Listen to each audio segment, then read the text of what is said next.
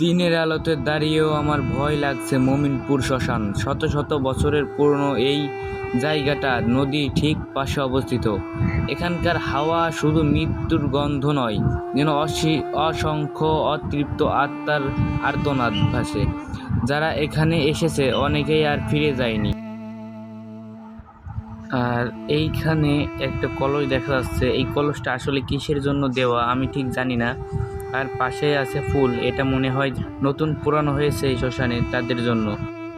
আর এই দিকে তাকাও, নদীর ঠিক পাশে ছোট ছোট পুতুল কারা ফেলে রেখে গেছে।